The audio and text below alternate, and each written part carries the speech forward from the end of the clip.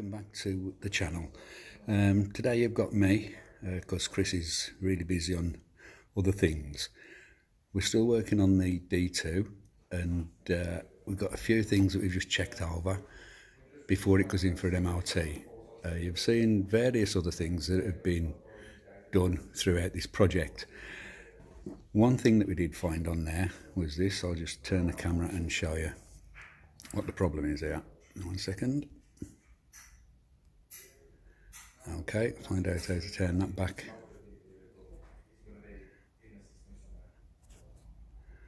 Okay, skip that. Okay, sorry about that. Right. This is the drop link from the anti-roll bar, and as you can see, the gaiter on that one's got a big split in it. This is a bit of a nightmare to get off, so we ended up cutting it off, as you can see, which was the only way to do it. And we have got a replacement one, which we're about to put on shortly. We've also a few other things we needed. One being a new fuel filter. We've got a couple of bump stops because they're both missing. We need the ATF fluid topping up, and we've also need to replace an ABS sensor. So we're going to get on with that now. We're on back onto this vehicle here, which we've got up in the air ready to go on. We'll get these projects done and we'll get back to you. Thank you. Okay, back again just for a quick short visit. And this is where we're going to be fitting. You can see we've cut the holder off from there, and the bottom of it goes in there. We're going to be installing that back into there, and then we can go on to the next thing, which is probably going to be the bump stops or even the ABS sensor. We'll see how it goes. So we're just going to fit this in now, and then we'll show you as soon as it's been installed. Thanks. Hello there, we're back again. We had a bit of a hiccup on the drop link there. Unfortunately, the supplier supplied us with the wrong nuts, so I'm going to have to come back to that one when that's installed. In the meantime, I'm sorting out the bump stops. It should be here, as you can see, should fit there like so, but what we have to do is get this old corroded nut out of here in order for us to fit the new one. Now I have done the one on the opposite side.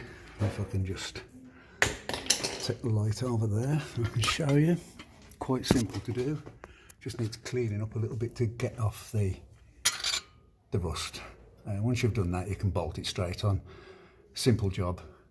So I'm just going to do the other one now, and I'll come back to you in a bit. Okay, we're back on these bump stops. Just a couple of things I think you should know. Once you've, it's a 13mm socket to get that out there. Once you've got that out there, it pulls out the back of there like so, and it's got this little V section which slides into them 2 points there. The other thing you need to know is the nut on the top of here, that nut is welded on, so you don't need to mess about struggling with a spanner. You can take this bolt straight out from there. Okay, we're just going to fit this one back on. Right, hello there again. This time now, this is the fuel filter that we're doing. We're working on this one. We've got to remove this. Now it's been a nightmare to get undone, so we've sort of come in between doing it because it was so tight. But perseverance and one of these tools, it is actually coming loose now, as you can see. But it has been a nightmare to get off. It must be the original one from when the car was actually manufactured.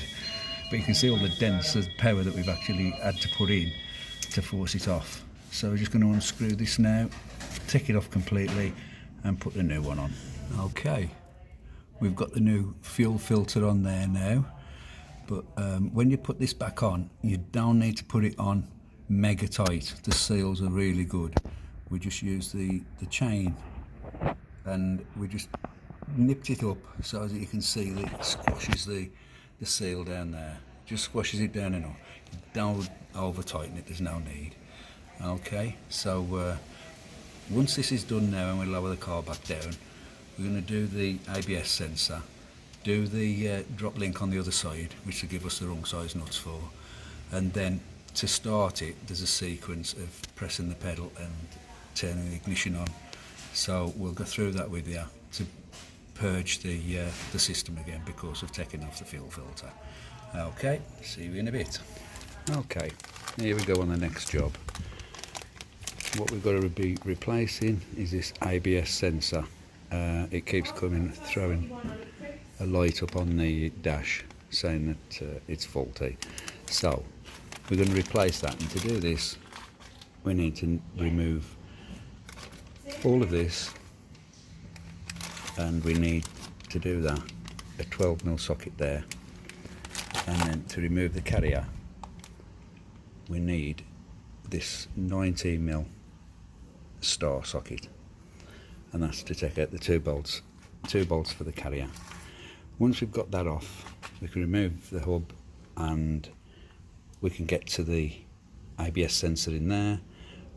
Take this one screw, we take that screw out, and then to do this we can feed it from this pipe, from this cable going up here right the way up through there, and we can do it the opposite way from down here, taking it up there, and that way we don't have to take the rest of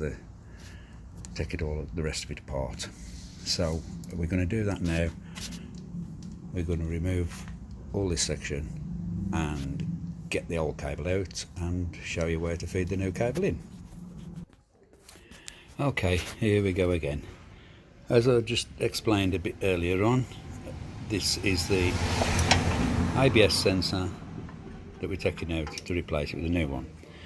And I did say that we could take it out of here and feed it down, which is great. We have done that, no problem.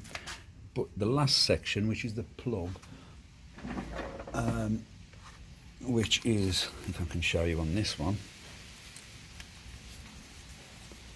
which is this piece, we can't get out, which is that one. So what we're going to have to do is undo these 4 bolts from the back, 2 at the top, 2 at the bottom, and then we're going to pull the whole thing forward. You're going to tap it forward probably 10mm, if that, and then that will pop out there.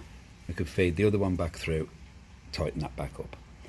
On the rear one, which we've done before, you can actually do it the way we explained, and it does come out there, but for some unknown reason on the front ones it don't work. So we're going to do that now and then get back to you. Okay. What we've done now is, as I explained, at the back of here we have, where are we? Down here. There's 4 nuts at the back, bolts, sorry, at the back of there, which has loosened off that section there. By doing that, that has allowed us to be able to pull out that sensor. Now bear with me, my other sensor is somewhere else, it's been moved, but the other sensor we can now feed through there, take it up this way through all the necessary clips, through the hole up there, and plug it in, and then we just reassemble this section here and we're all good. So I'll get that done now, and then once all that's done we'll go back onto the drop link. I think is the only thing left to do. Okay, thanks a